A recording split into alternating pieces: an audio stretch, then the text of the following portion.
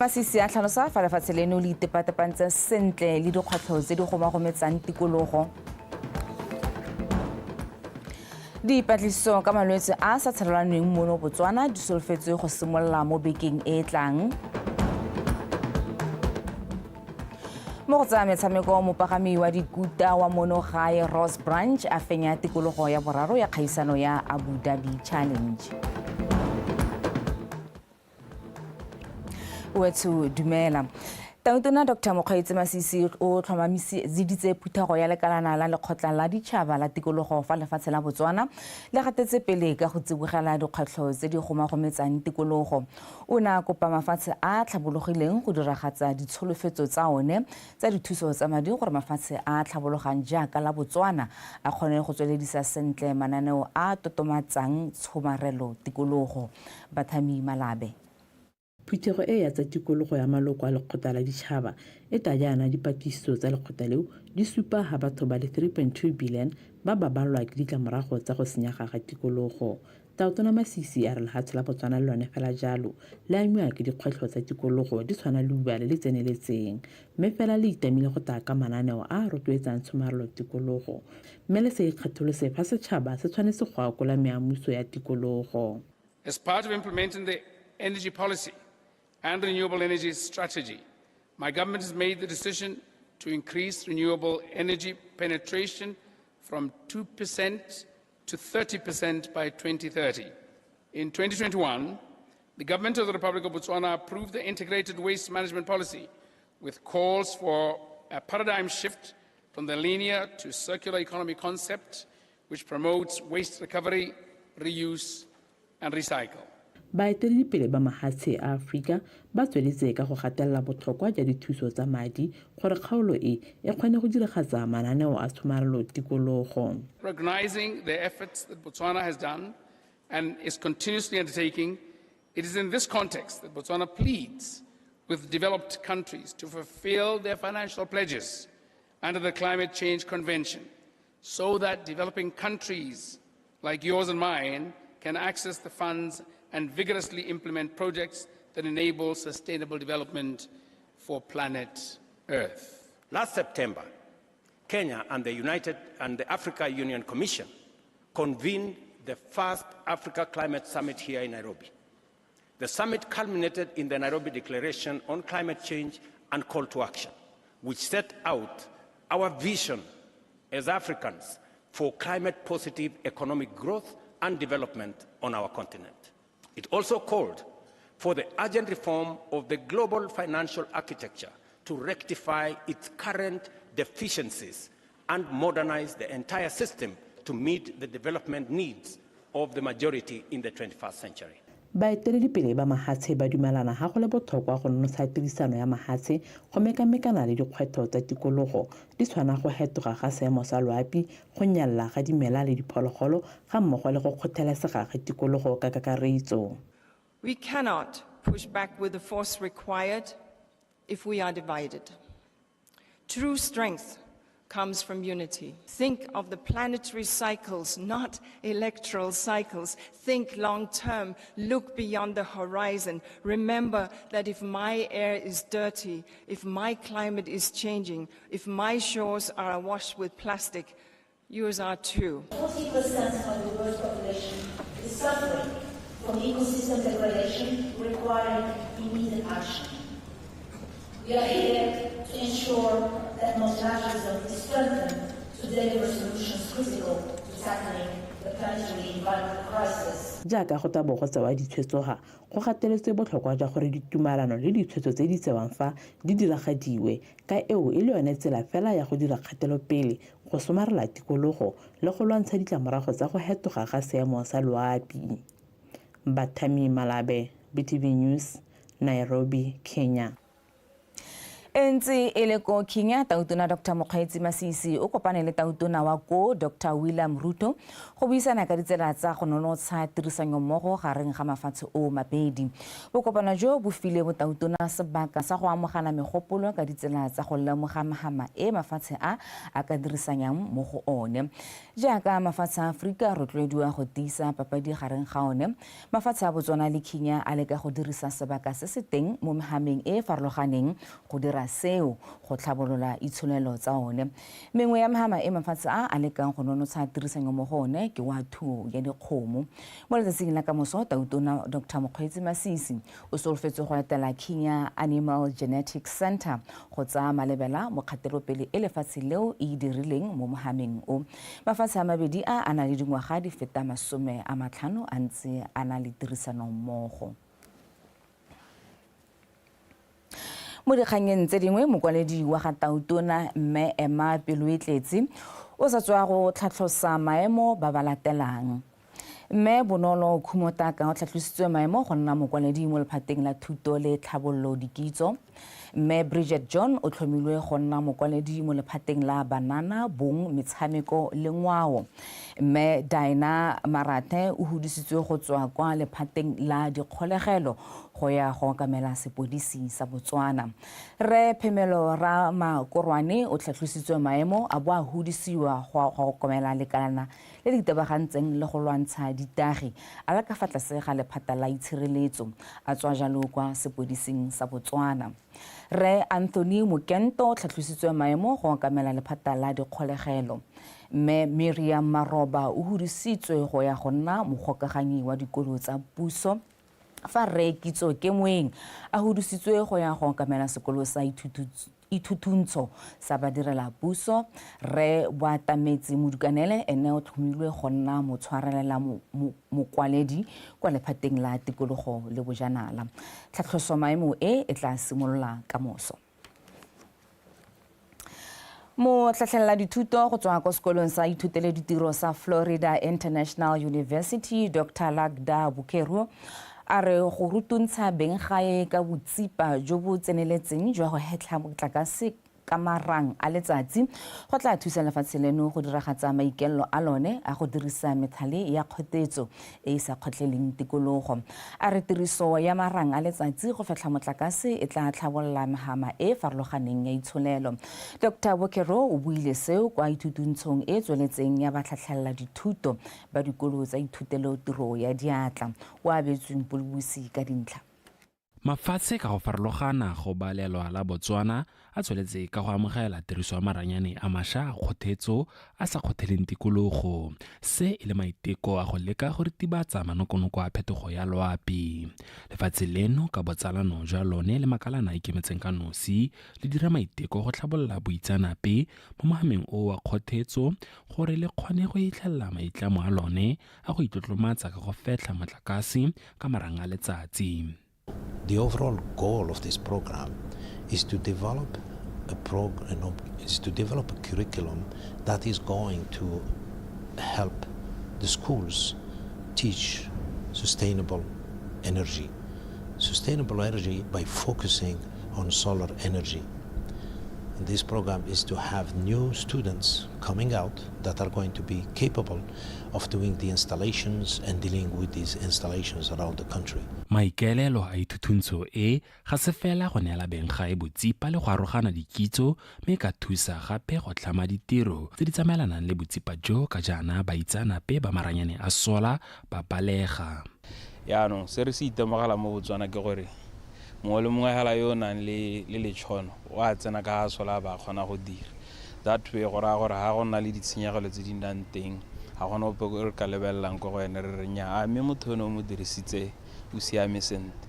So re na le background ya gore gongwe motho ka nna le motakase as an electrician or as a mechanical engineer, but ha go certify gore o ka khoma sepe se dilang le sona.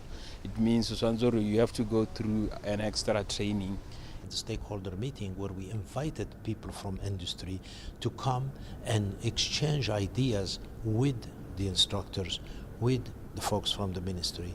Why? Because if we are teaching a program and a new program, we want to make sure that these new students who are coming out of the schools are going to find employment.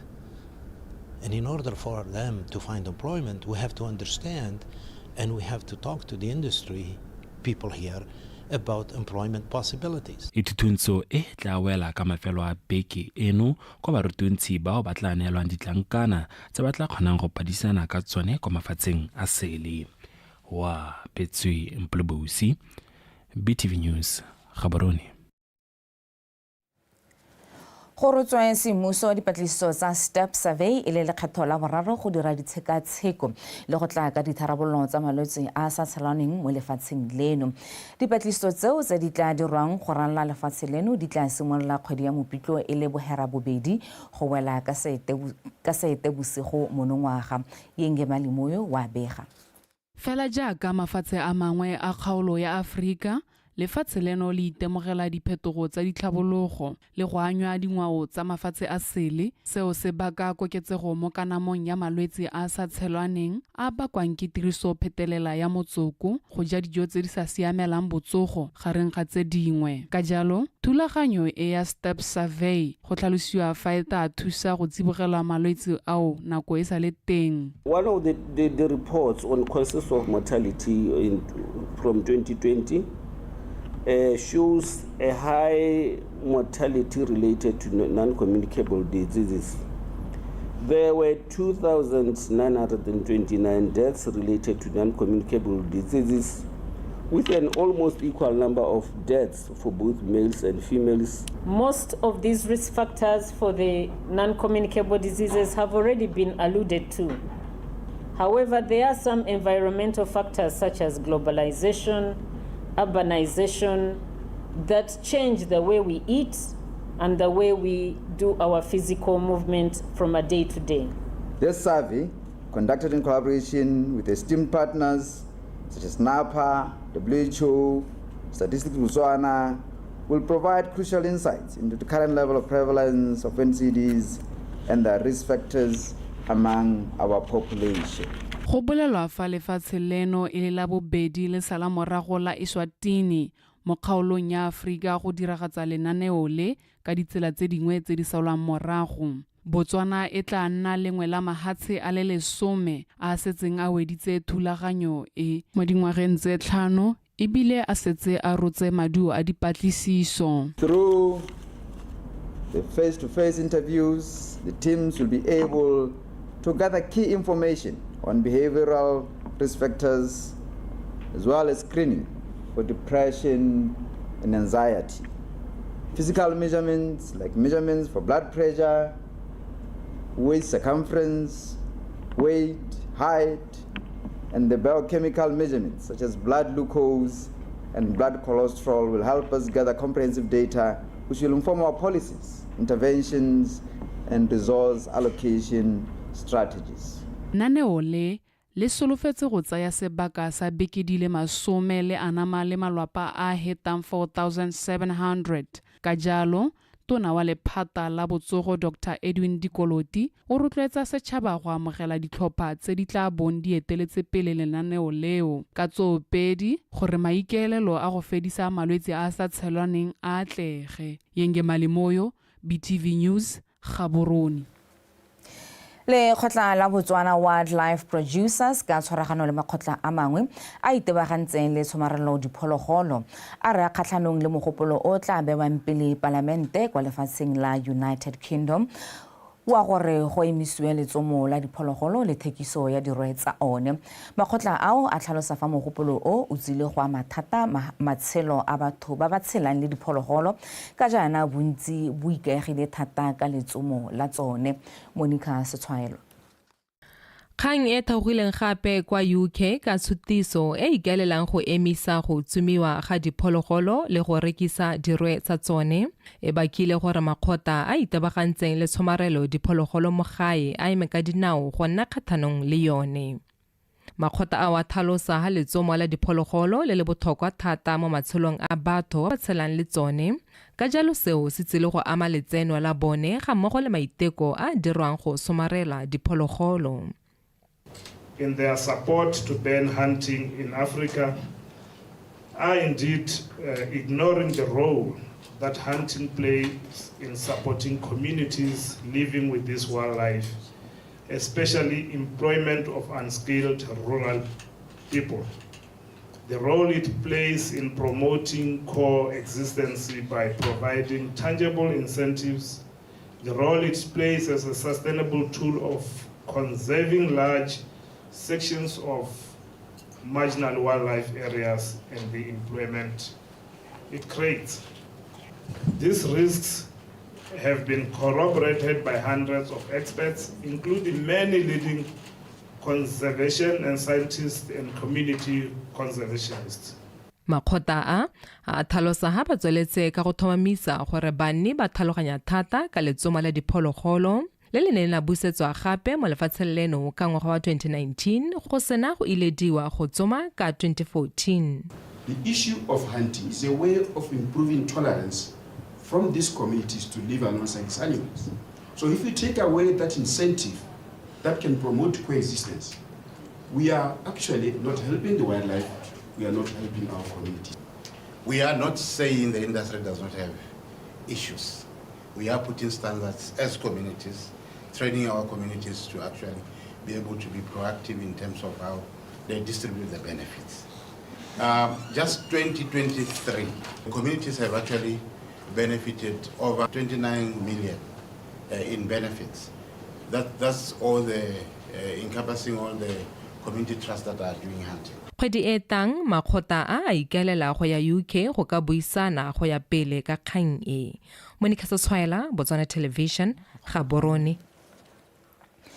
Moeledi o bonye Jonas o yo emetseng basekisiwa Samuel Senolwane, Veronica Kgopolelo le Lydia Bajameo o paketsa tsentse kopo e nngwe ya go kopa makastrata go ratile moremi Ramakoloi go letlelela basekisiwa go emela tsheko go ntle ga kgolegelo. Jonas o tlhaloseditse lekgotla fa basekisiwa ba isi ba bone molato mme go se maleba gore makgotla a ditsheko a ba rontshe tshwanelo ya bone. O nkutlwile Thamage.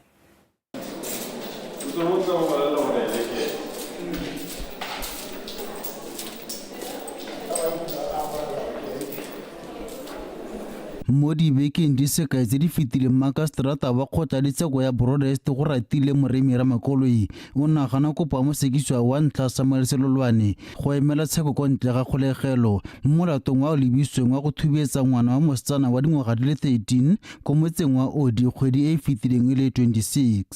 Ene ya re kgwedi eno ile malatsi a le marataro Senolwane o na tsenya kopo ya potlako go tleng kgolwa ditsheko ya Gaborone a akareditse le basekisiwa ka ene Veronica Kgopolelo le Lydia Bajameo.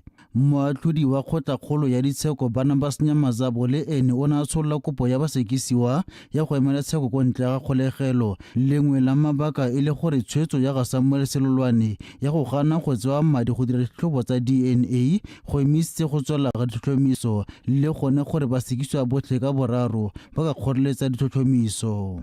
Mosong ono go ne go solofetse gore makastrata Ramakoloi o tla ntsha katlholo mo kopong e dirilweng ke ba bosekisi e ba neng ba lopa lekgotla go ntsha taolo e pateletsang Samuel Senolwane go a go tsewa madi a ditlhatlhobo tsa DNA.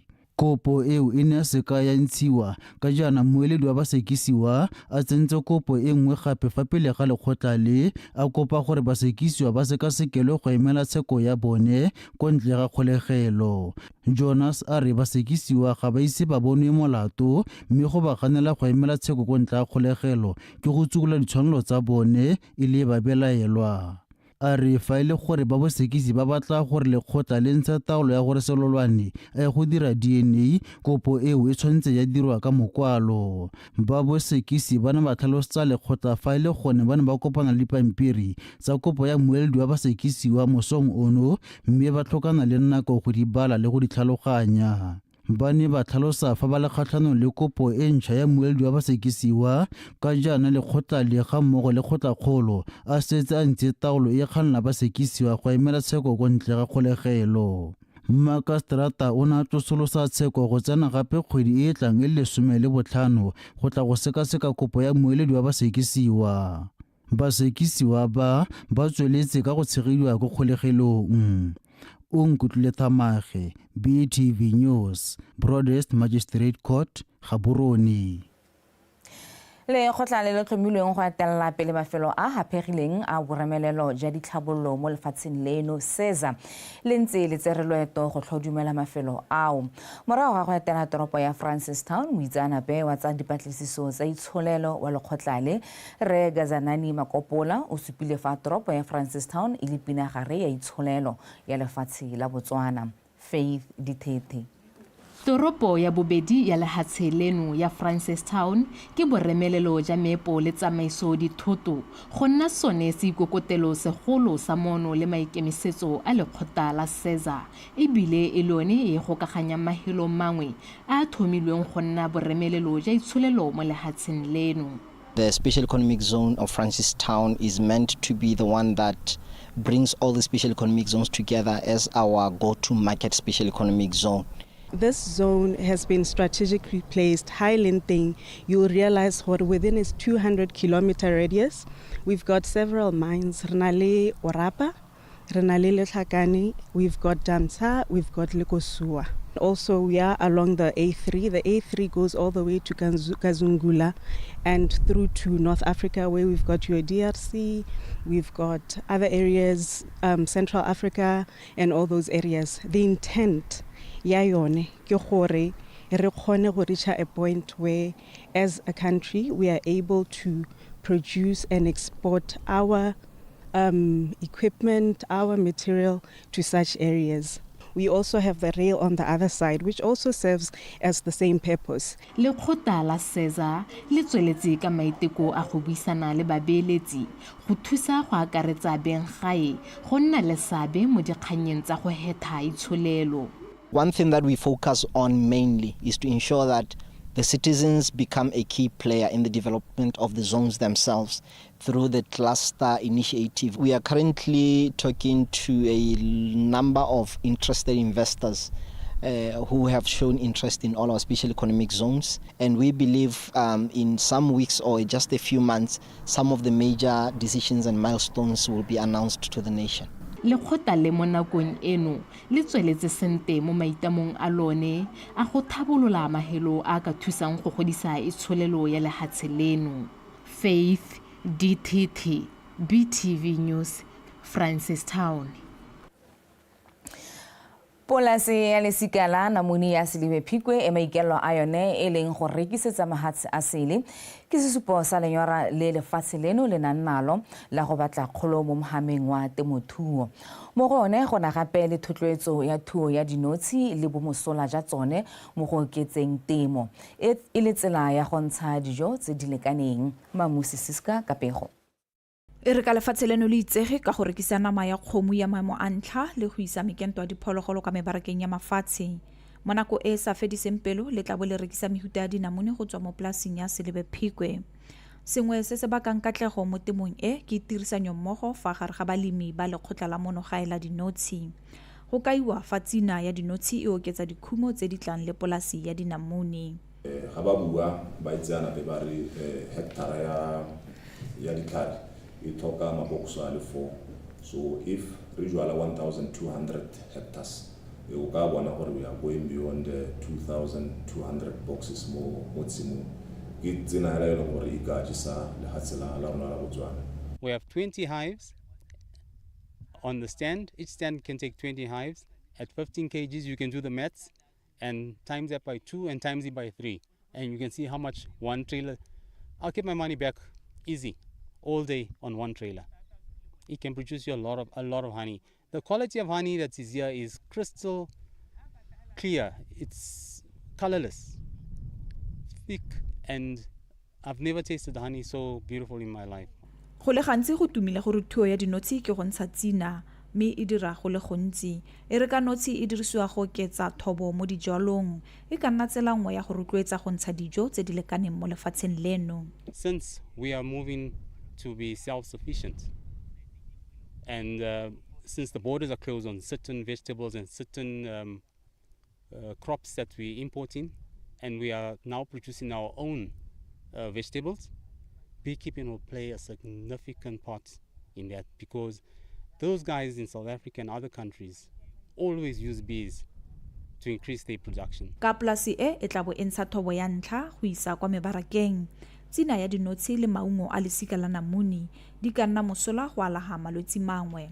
Having a project like this here and honey from the citrus to the hospitals and the clinics, and that's where we're going. We want to produce honey from here that's going to go into the hospitals and the clinics for burns and cuts. Polasi e ya maungo a citrus ya Selebephikwe ke bokao jwa maikemisetso a lefatshe leno go nna le mohama wa temothuo wa sennela ruri le kgolo mo itsholelong le bosupi jwa bokgoni jwa lefatshe leno go dirisa ditsatlholego go tokafatsa matshelo a setšhaba. Mamusi Siska, BTV News, Selebephikwe.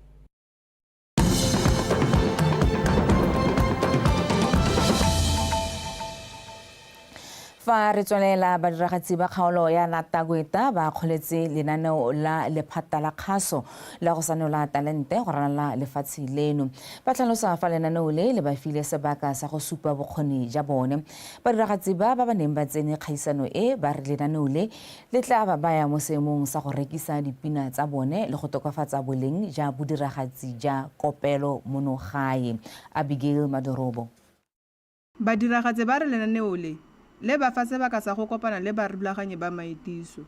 Mesho e sekore ya re solohela molemo ka mabaka gore e tsamayana e re bolla ditalente tsa badiragatsi go itshupa bokheleke jo na le jone mme bile e rutwetsa gape mo tsa go tokagatsa matshelo ba rona ka gore ga re le mo bodiragatsi kana bodiragatsi re botsa jaaka ditiro tsa rona ke mogane o bereka jaanong ga re thusa gore re thwagale go botsa ka thwagalo. Sho ena ke bona le e ka re sologela molemo because dio tsingwa re gone go ita go tsona le mo kgaolong no male so ga ba tsamala ha selotana ke ntao ja go ka la go ita temelo go batho ba ba ba go dikgaolong gore ba khona ba tswelele re gona re gone go tswa mo televisioneng e re latetse go re lenteng so ke opportunity le rona se ke re bona motho go because a re lekane ba rotle ba bangwe go ne re semolla go tsena mo music ise dire madi a ka loka. Mo parlamente wa kgaolo re Paulsen Majaga a re fa mohama wa bodiragatsi wa mono o ka rulagangwa sente o ka thusa go tokafatsa itsholelo ya lefatshe leno. We will advocate that santse re le gone ka ko gore these things are iboni and liota ba le tuna ho santse ra ibone gore is real and e ka thusa more where the global village is. Creative arts malatsiana ra bona mino kana music kana arts kana whatever how you can call it is a medication. Le wena la le rona re le mapolitiki o tsa ka tara wa riana you become healed. Ha o bona batho go tiba maitiso yana ba go kuba depression le stress. So these things re a go tswelela rena le yone. If we don't change our habits, mindset change a itla e diragala ka mo go eleng gore bagolo ba tlhoka go diragala ka teng. Badiragatsi ba gothile go enakanya le lenaneo la puso la go fetola ka fa dilo di dirwang ka teng. Ka seo se ka ba thusa go latha mokgwa wa bogologolo e neng e sa ba berekele mme ba enakanye le emisha e ka ba thusang go itshitela mo ditirong tsa bone. Abigail Madorobo, BTV News, Soa. Mothusatona wa dikgaolo le tlhabololo magae mme Talita Monnakgotla a re tomagano ya puso le dikhamphani tse di ikemetseng e segile tema e bonalang. Mme Monnakgotla o buile se jaaka banka ya Standard Chartered e tshwaragane le lephata la dikgaolo le tlhabololo magae e ne ya abela dikolo tse di potlana tsa Ngang le Manong ditlhako dikausu ga mmogo le dikhomputara bošeng. Pego ka Neo Modungwa. Lephata la dikgaolo le tlhabololo magae le na le seabe se se hapegileng sa go lemoga le go godisa boleng jwa metse. Ke ka mo lephata le ne la bona go le maleba go thulanya ditlhogo le banka ya Standard Chartered go abela dikuele tsa Ngang le Monong dikhomputara di le 20 le dipara tsa ditlhako le dikausu tse di 210 a hera bongwe le bongwe. Dimpotse ke tsogohatso mo go rona ka o ditsile gone go ga bana ba rona seriti kana ngwana ha apere botsadi first appearance ga it counts makgwa ba rialo re dira mo go tweng ke mentoring gape re tsa dikgang le bona re ba ruta gore ha o batla go pasa o ira jang o bo bereka jang gore o kgone go pasa ha o batla go ira madi o ira jang gore o dire madi o berekele madi o kgone go tswelela ka kgang tsa madi ne re tse re dikgang le bone re simolotse ka ba class 0 ba 1 2 3 hela jalo go a go hela ka 7 re bua le bone dikgang tseo tsotlhe ne re dira mo go teng financial literacy le mo go teng academic excellence re tse re dikganna bo re le ka go ba thusa ka se re se dirileng re ba bolelela le gore rena re kgonne go dira jang ba re botsa dipotso tse di thata gore o kgonne jang go tsena ko o leng teng o ne o dira eng go a ko o leng teng dimpho tse di tla ka nako e maleba e lefatshe leno le leng mo lebelong la go fetola itsholele go nna e ikegileng ka dikitso ka jalo dikhomputara tse di tla thusa baithuti go ithuta matsipa ka go farologana ga mmogo le go hegosa tiro tobetsa makgolo tse kana dikhomputara tse di botlhokwa thata mo go godiseng bana ba rona le motse ka kakaretso ga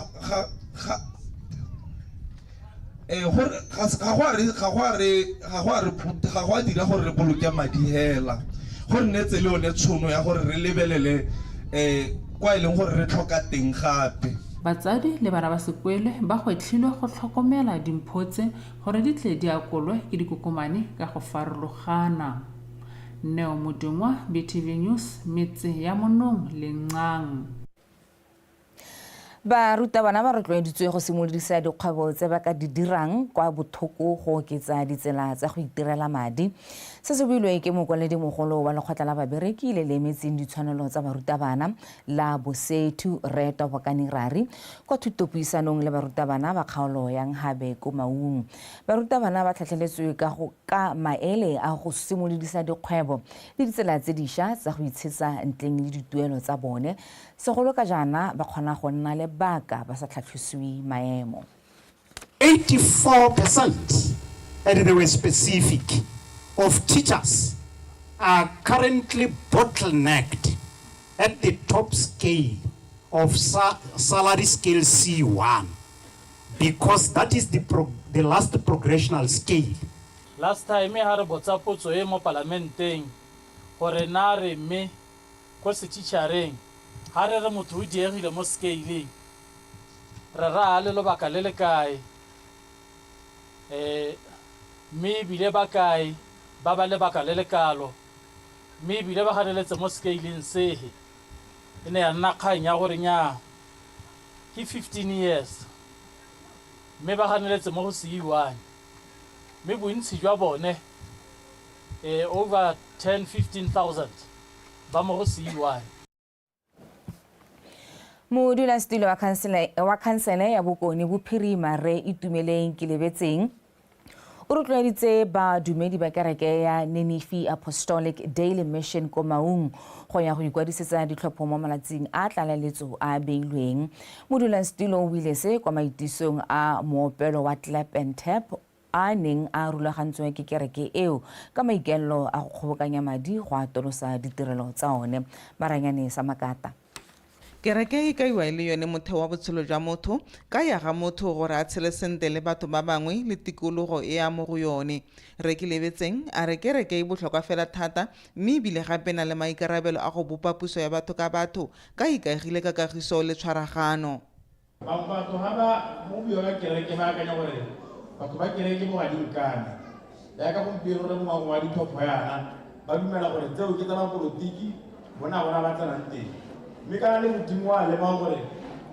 ba busi ba le hasa ba go ba dilo ke lona kere so ha le sa nne le sa be mo tsamaiso ya puso ya batho ka batho o ra re kereke ga ena sa be le kereke go ra gore e la thella go tsweledisa puso ya batho ka batho go la tsela Botswana kere kereke e gatetse pele mo go tlameleng setšhaba le ntswa e tlhaelelwa ke madi le ditsompelo dingwe bokereke ke yona mama mo teng ga botshelo ebile bokereke bo aga motho gore motho a tlogele dilo tsa selehatshe a itebaganye le dilo tsa modimo jaanong he mo nako ya gampieno ga re hanwa ka go dira maetsana re ka dirang gore re tsose bokereke jwa rona dikago dingwe tse re ka di dirang go gongwe e re mo go tswelele re bona gore nya mme re tshwere sengwe re bone mongwe hela yo o ntseng ja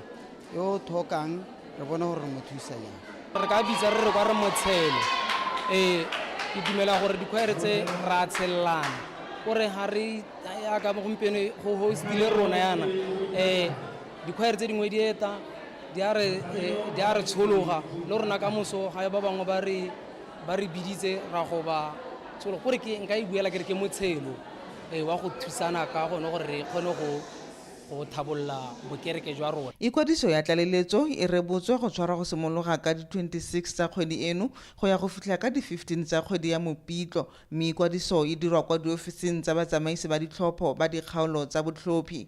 Maranyane Samakata, BTV News, Maung. Mogolwane wa thuto ko kgalagadi mme Maipelo ke senye a re maduo a lekwalo la bosupa a tokafetse mo kgaolong fa e sale go simolola lekwalo la bana ba ba dingwaga tse 4 go ya kwa go tse 5 le sephatlo.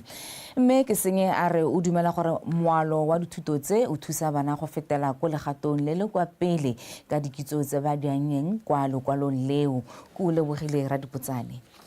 Lekwalo la bana ba ba dingwaga tse 4 go ya go tse 5 le sephato le ba sugang go ba baakanyetsa mo phatwantha le simolo tse dingwaga tse di 12 tse di hitileng ka maikelo a go tokahatsa maduo kwa dikolong tse di potana. Lekwalo lo le ruta bana go kwala, go bala le go taka, mme ke senye a re setlhopha sa baithuti sengwe le sengwe se na le baruta bana ba le babedi yo nang le dithuto tsa go ruta bana le o thusang go ranolela bana dithuto kwa temeng ya bomma bone.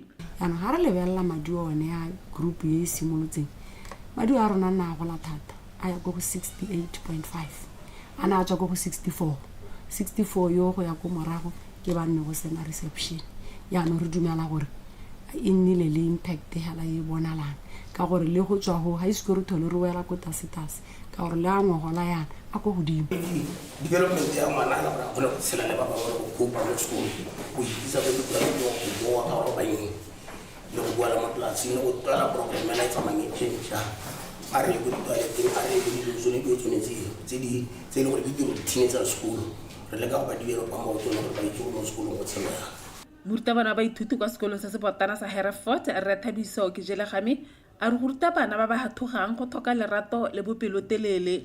Ngwana ha tsantsana a tla kopana le rre ile a re wa moruta fa a harologana o tshela gore ngwana o gongwe kwa lapeng ga isko a kopane le motho a rre go tlhelele a be gore gore ke nna I become a father figure mo ngwaneng o ntseng jang itse gore di-strategy tse le gore o ka di dirisa go welcome ngwana ko ntleng ke gore you should be calm o provide a conducive environment mo go bone o skwana modumo thata mo baneng bana ba rate motho o modumo. I'm AMOGELA. I'm 5 years old. My teacher is Mr. Dikgang. When I grow up, I want to be a doctor. Mata a borutelo a bana ba lekwalo le a kgabisitswe ka mahoko le ditshwantsho tse di mebalabala go ba rotloetsa go ithuta ka go leba le go tshwantsha se ba se bonang. Bana ba hiwa sebaka sa go tshameka le ba bangwe le go ithuta botlhokwa jwa go sedila mmele go nonotsha botlhokwa jwa tirisano mmogo le neelano. Le go la Radipotsane, Botswana Television, Bray. Lephata la tsadiso le tlhabololo leruo la re le kgonne go reka palo ya ditonki e neng le ikaeletse go e reka mo banning ba kgaolo ya Okavango. Moanamisa mafoko wa lephata le Redcliffe's Kemiso a re ba setse ba kgonne go reka ditonki di le 24 hela. Lentswa ba ne ba ipetse selo sa go reka di le 296 gone go kgaolong eo. A re ditonki tseo ke bontlhabongwe ja leruo le le tla abelwang barui ba kgaolo ya Bobirwa morago ga go latlhegelwa ke leruo la bone. Tumisang ke latlhilwe ka pego. Morago ga gore barui ba kgaolo ya Bobirwa ba latlhegelwe ke leruo la bone, ntateng ya bogodu jwa leruo le le tudisitsweng melolwane go a mafatsheng a mangwe, puso ene ya tsaya tshwetso ya go ba tswa thuso ka go ba rekela leruo go emisetsa le le utsulweng. Lenaneo la go rekela barui bao leruo le simolotse kwa kgaolong ya Okavango kgwedi ya e le 23, mme le solofetse go wela ka moso. Lephata le le ipetse selo sa go reka ditonki di le 296, mme mo nakong eno ba setse ba kgonne go reka palo e ko tlase ya 26 fela. Tona wa Latshela Botswana a ntsha lekoko Presidential Commission ena ntshwa ka 2021 ye ne e lebelela gore ka nte mme go telela ga leruo ka kwa kana go tsewa ka leruo ka kwa le tswa mo Botswana le ya ka ko Zimbabwe go diragala jang ebile batho barui ba kwa ba amega jang mme lekoko leo rile le sena go hetsa tiro ya lone e ne e rumilwe goromente a tsaya tshwetso ya gore a phimole dikeledi ba birwa bao ba neng ba utswelwa leruo kana ba tseelwa leruo goromente a ba re go siame gore rota ba rekela leruo a ba tswa gore ba simolole barui gape ka ene ntse le barui mme ba ne ba amogilwe leruo la bone. Lephata le lebano ke kgwetho ya dithwathwa tse di kwa godimo tse barui ba ditonki ko kgaolong ya Okavango ba di lopang. Bontsi ja bone ba lela ka thwathwa gore e ko tlase kana Batswana be tshole ga kologolo gore re reka tonki ka 850 pula yaanong bone ba eletsa gore bogolo ga ne le bo 1000 bo 1.5 jalo jalo. Lenaneo la babirwa restocking le tla tswelela lefatshe ka bophara ko go tla rekiwang ditonki, dipudi, dinku le dikgomo. Tumisang Kelathilwe, BTV News, Mohembo.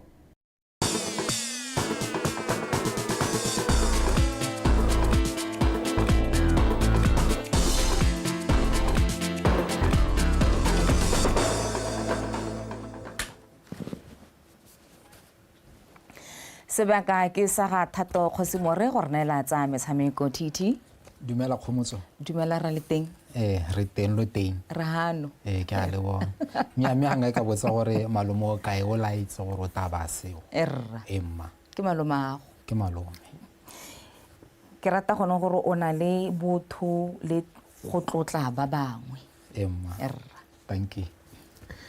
Matlametlo a modisa ke go di gorosa ke bidwa Thato Kgosimore ke gorosa tsa metshameko tsa Botswana tonight a re lebepe go eko stlhoeng bosegong jono mopagami wa dikuta wa monogae Ross Branch o tlotsa fense tikologo ya boraro ya kgaisanyo ya Abu Dhabi Challenge ya sekgala sa dikilometara di le 163 mo nakong ya 3 hours 36 minutes se ke phitlhelelo e kgolo ya mopagami yo tumileng ka leina la Karahari Ferreira morago ga gore a fetse tikologo ya ntlha mo maemong a borataro mme a fetsa mo go a boraro mo tikologong ya bobedi maabane. Conrad Daubroski o feditse mo maemong a bobedi fa John Lup Lepan a wetse mo go a boraro kgaisanyo e tla bokhutlong ka matlhatso. End of stage 3 and yeah, today was a really good stage. Lots of wet dunes in the morning, so I could see the lines from Aaron and the guys opening this morning, so made it a little easier for me. And then yeah, about kilometer 100 at refuel, we all grouped together and then just rode together all the way back to the bivouac. So yeah, all in all, it was a good day. I had a lot of fun and feeling good on the bike, feeling comfortable, and looking forward to the last 2 days. Setlhopha sa bome sa kgwele ya dinao sa The Mets se letse se weditse kampa ya sone kwa lefatsheng la Turkey ka go lekola botsogo jwa bone morago ga ikatiso ewe ya mašetla morago ga ikatiso ya malatsi a herabongwe e mo go yone ba tshamekile metshameko ya botsalano e le mebedi le ditlhopha tsa FC Zurich mmogo le bomme sa Russia ba tshamekile bakatisi ba The Mets ba supile fa ikatiso eo e ba tswetse mosola hela thata ba supa ha ba itumeletse maduo a ba boneng. The most important part, which is 80% part is nutrition, and nutrition they need to know, they need to be guided. So going forward, ke banetse assignment ya gore ba kgone go dirisa even if ha re tswa mo camping re kgone go a go ditlabong tsa bone re ba thuse re lebelle re bue le other fitness coaches tsa ba leng kwa gore ba ba thuse yang tota. To wrap everything up, this training camp has taught me number one, it has taught me a lot of things. I need to go assess how can I be able to help them. We need to work on our strength training, because I mean we're playing with countries like Russia.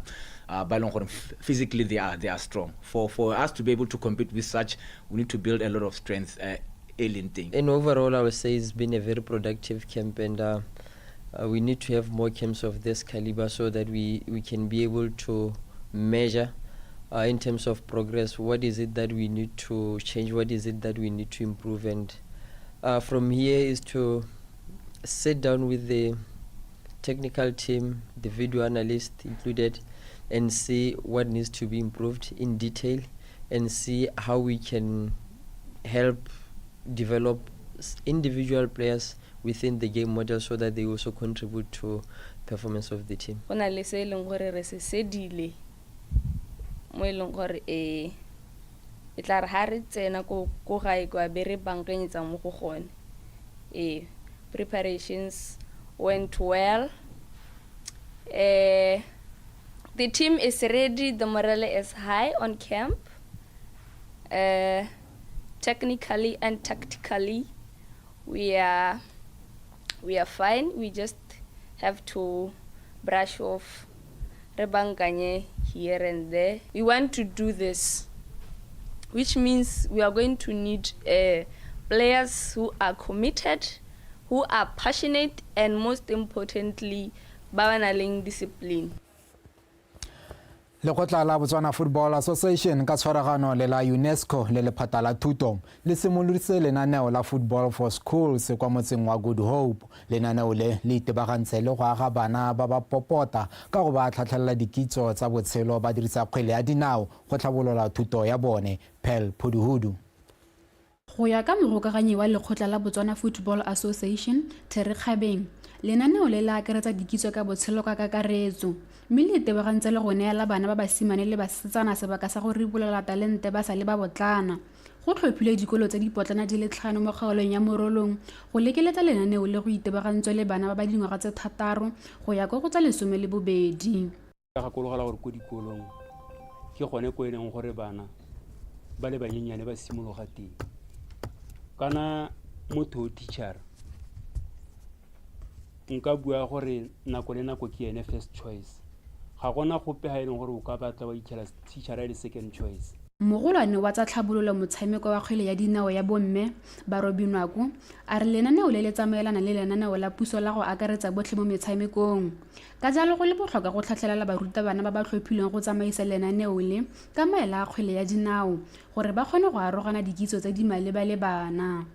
Re simolotse hela ka yone the code of conduct e leng gore e guide coach gore coach tshwantse gore e be le motho yo itshwarang jang mo setšhabeng for him to earn the respect of the community le gone gore batsadi ba kgone gore ba mo trust ka bana ba bone ba ileng gore ra ba togella mo nakong ya gompieno. Mokhanselara wa kgaolo ya Mogomane Metlojane Falaki Mononi a re kgwele ya dinao e ka thusa bana go ba hapha mo mebileng ga mmogo le go ba rotloetsa go tsaya kgwele ya dinao ka tlhoafalo ka ba ka itshetsa ka yone mo tsamaong ya nako segolo jang ba ba sa abelwang mo dithutong. Ke bona coach se dingwe e ra khamela player ya tshameka mo player ya mise goal o ja ona player e sa go misa goal ga iyo so ha mise goal le le utlwa botlhoko so some coaches o tla ba mo garumela mo manya in front of people. You can't do that as a coach. Lenaneo la Football for Schools ke lengwe la mananeo a lekgotla la FIFA la tshwaraganetse le mafatshe ga mmogo le lekgotla la UNESCO mme le ikeletse go thusa bana ba feta didikadika di supa go rala lefatshe ka bophara. Pel Phuduhudu, PTV Sport, Good Hope. Kwa bokhutlong moanamisa mafoko wa lekgotla la Botswana Dance Sport Association Bodanza Tironto a gae a dipaakanyo di tsamaya ka thelelo jaaka ba le gaufi le go tshegetsa kgaisanyo ya Botswana Dance Sport Grand Prix e tla bong e tseneletswe ke mafatshe a tshwana Eswatini, Afrika Borwa, Zimbabwe le Lesotho ga mmogo le Namibia. Kgaisanyo e tla bo e dirisiwa go ipatlela phatla kwa di-Olympic tsa monongwaga kwa Paris ebile e dira lehatshe leno la ntlha mo kgaolong ya Afrika go tshegetsa dikgaisanyo tsa go ipatlela phatla kwa di-Olympiking. Segola Mebaeng Ntwagae o tsweletsa tlhalosa Hamadi a ba setse ba bone mo dikhamphane ka go harologana e le one a ba thusa mo go ipaakanyetsa kgaisano a konatelela ka go gwetha dikhamphane tse dingwe go tsenya letsogo ka nako e santse e le teng go ka ba thusa. Ntwagae a re mo nakong eno go setse go rogile lehatshe la Mozambique. The main thing that we have encountered in Tsele, a main issue is issue of sponsorship. You recall that we have we just have 2 sponsors currently being 10 Star Holdings and Okavango Diamond Company. We still need more sponsors on board because this championship requires a lot of preparations, requires a lot of financial support and staff. So that's the main issue that we are still encountering. The issue of sponsorships, we are still lacking a lot of departments. Therefore, we need a lot of sponsors. We need the support to make this championship a success. kgaisano eo ya Grand Prix e tabo e neela dipini sebaka sa go phadisana mo mathakoreng a setapa, sebirwa, go sana, patis, amapiano le ballroom. Mohenyi ka kakaretso mo lethakoreng lengwe le lengwe ko mmino wa Setswana o tla ikgapela 10,000 pula. Preparations are going well. We are at 95% of the preparations. Many groups are still confirming attendance. We have a lot of groups which have registered to come and participate. On the 1st of March, we'll be at the Game City Hillview area or the Marquee area, where we'll be holding a cultural night. In terms of prize monies, for the traditional dance groups, as I have alluded before, we are giving away 10,000 pula as a grand prize for the Setapa, Seperu, Sibiras, Polka, Namastap, Diware, Hosana, Patisi category. In terms of Latin and ballroom, we'll be awarding the champion of champions, in which the first prize will be going away with 2,000 pula, the second prize 1.5, the third prize 1.2, the fourth prize 900, the fifth prize 600, and the last prize 400. That's how the prize monies are going for both the champion of champion for Latin and ballroom. Botswana Dance Sport Grand Prix e ta simolla kgwedi ya Mopito e rogwa ka kgaisano ya mmino wa Setswana kwa Game City pele ba tsena mo mminong wa sesha kwa UB Indoor Sports Arena Mopito a le gabedi. Kgaisano eo e ngokile mahatshe a heta bothano e tabo e dirisiwa go ipatela sebaka kwa di-Olimpiki tsa Paris jaaka e ruhaditswe ke lekgotla le le okametseng mmino lehatshe ka bophara. Segwalame Baeng, BTV Sport, Gaborone. Segwalame Baeng a re tlisa jalo ka bokhutlong jwa dikgang tsa metshameko tsa Botswana Tonight ka dinko ya dupa ka molomo ya ja ka maoto ya epa ya tsamaya Thakodisepa Matsatsa. Ke a leboga thata re ba re kopana gape kgante jana rra tlhogo ya reng nyaarra re ba re kopana gape kgante jana. Oh, thank you. ele thato TT Kgosi More a re neela tsa metshameko a re lebetse di gogang ko pele gape mo primaneng ya gompieno.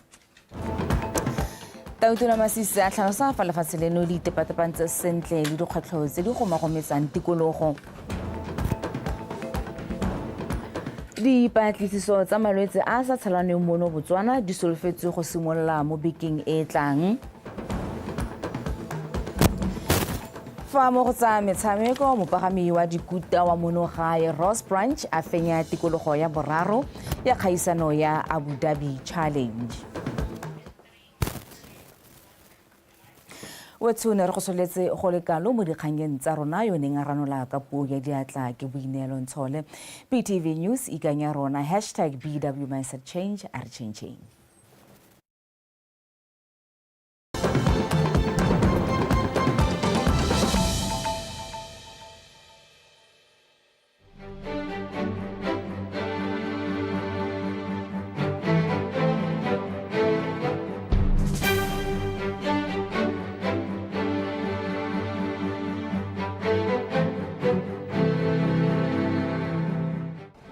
Re tshwenyegile ga re robale bosigo le motsegare ke ka ga re bonang lehatshe la rona le tsamaya ka teng ka ga re bonang dilo di hetogile ka teng mme ke sone se le bonang re le puso re eme ka dinao mme ke batla go leboga puso gore e rile mo ngwageng o hitileng wa madi wa simolodisa lephata le la Drug Enforcement Agency ka gore ne tshwenyegile bagetso e tshwentswe ke go bona ka ha ditagi mo lehatshe